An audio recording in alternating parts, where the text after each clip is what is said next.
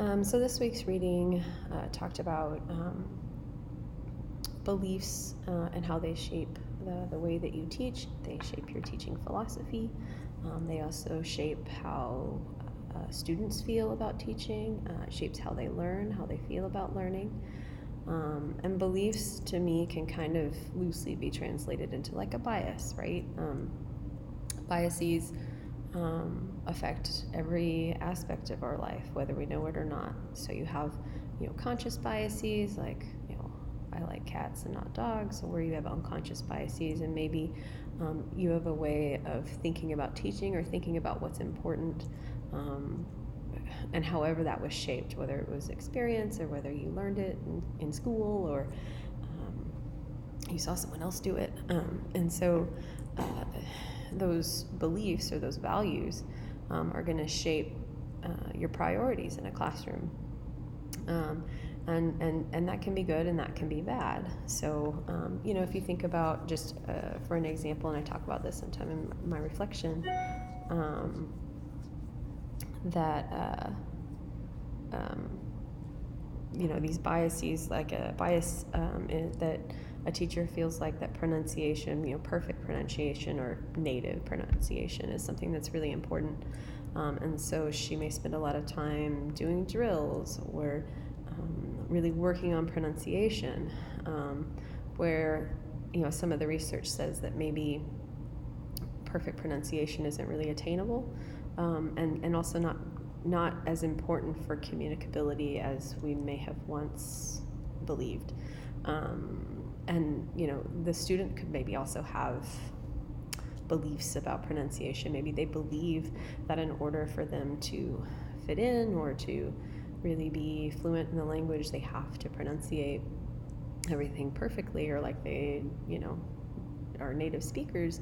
And that, again, may be an unrealistic expectation for most students. And so that may become frustrating, and then it's harder to learn. I know with language teaching, or with language learning, that I experienced quite a bit of frustration. And what really kind of helped me was when teachers, with any difficult subject matter, when teachers kind of meet you where you are and kind of approach you with understanding that the subject matter is really hard and that you're not just going to get it. It's not necessarily intuitive, but having empathy for that, understanding who, the student and how they are interacting with the material in the world, can help, I think, an instructor tailor lessons and learning for her students. So that's kind of one of my beliefs that shapes like my teaching philosophy statement and things like that, is this kind of sense of empathy, but also a sense of kind of social justice and advocacy, and things like that. Let's see, the questions on page 42.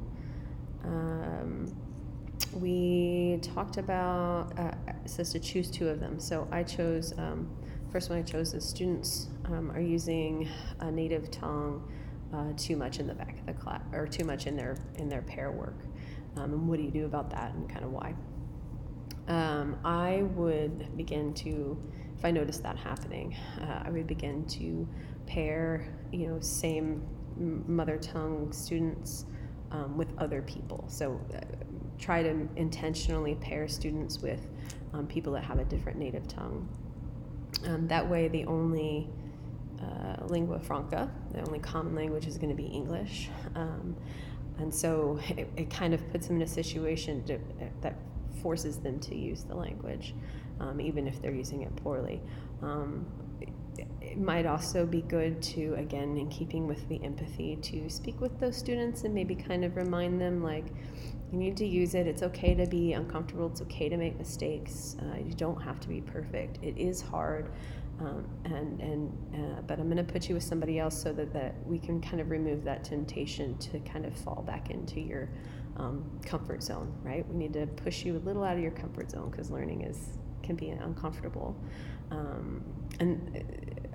This kind of idea of what to do here comes from, or belief, I guess, comes from my own language learning experience when I was in a foreign language classroom in France, a French language classroom for foreigners in France.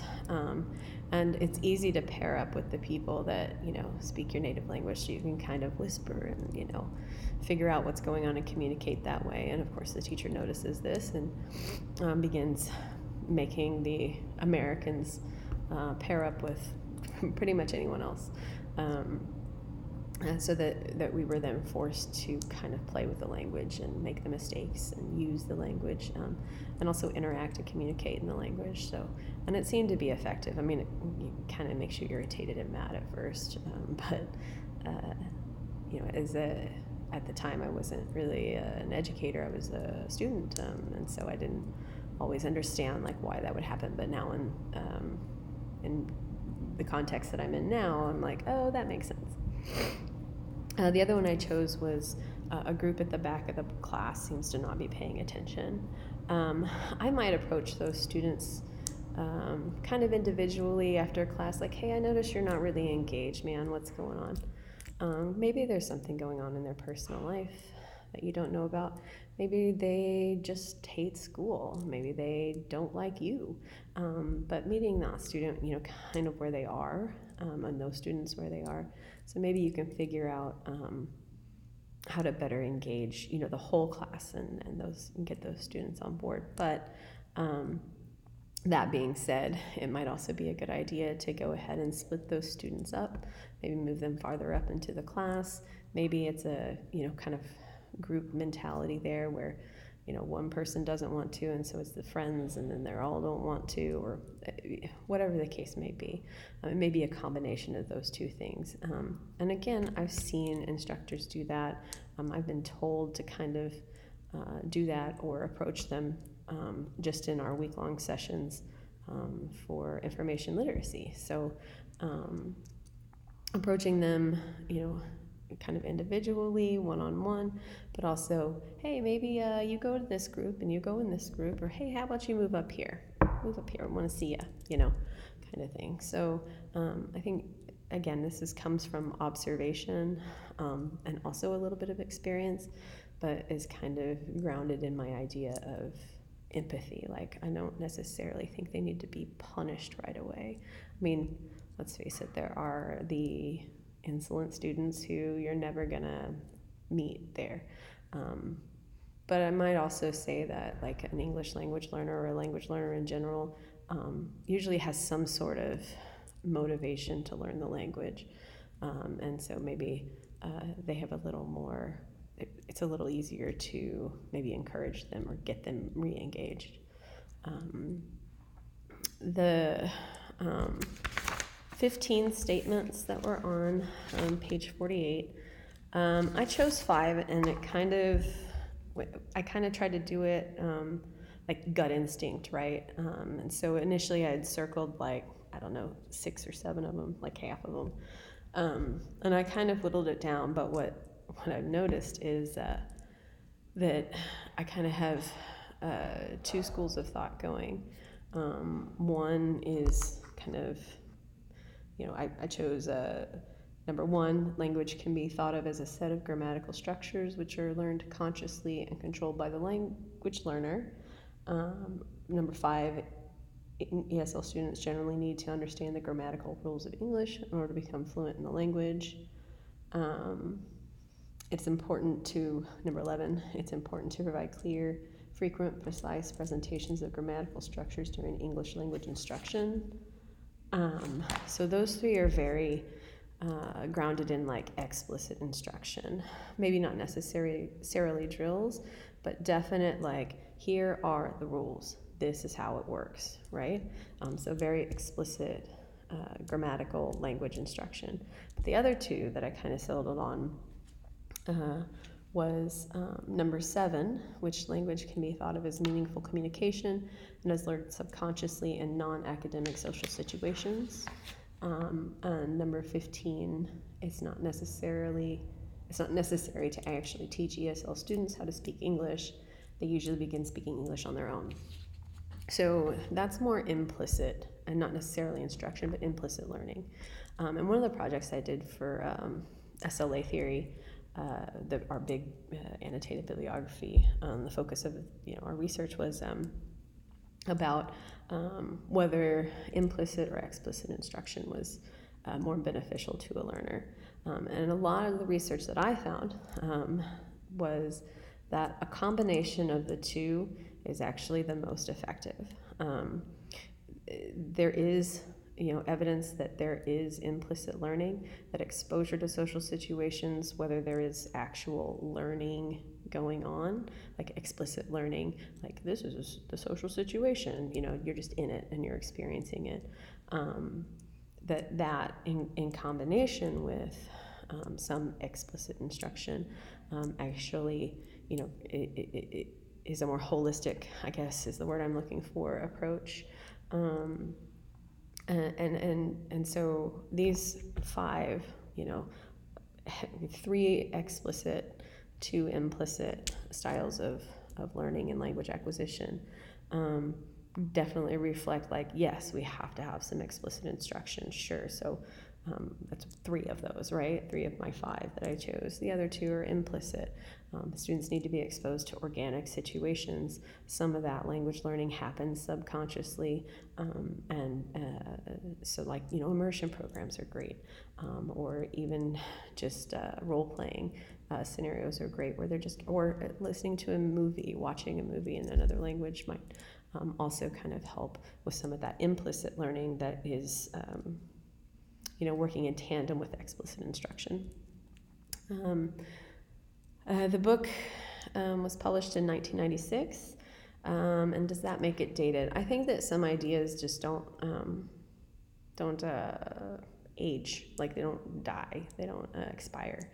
And the idea that in any practice that you do, that continually reflecting, continually educating yourself, continually examining your daily practice or your monthly practice or your yearly practice, continually getting feedback, and things like that. I think those are, while they may have been revolutionary in 1996, I think they've continued to come around and stay more and more in vogue with teaching.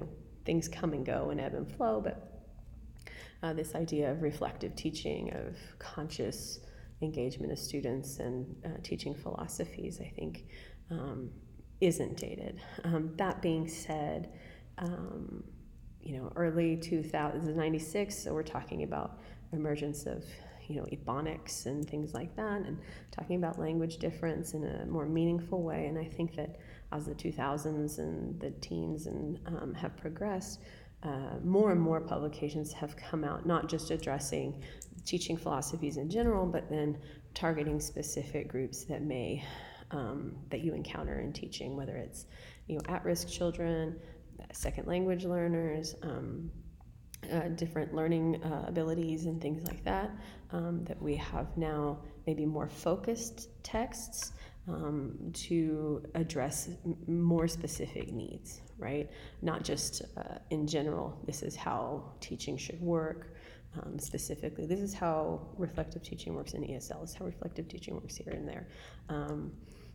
So again, not dated, but there may be more specific, and I shouldn't say updated, but in different language that's being used now, maybe, that we just don't see in this book because it wasn't there yet.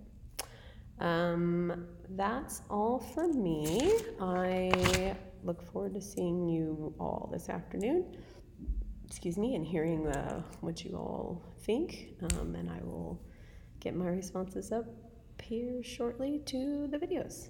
Have a wonderful day.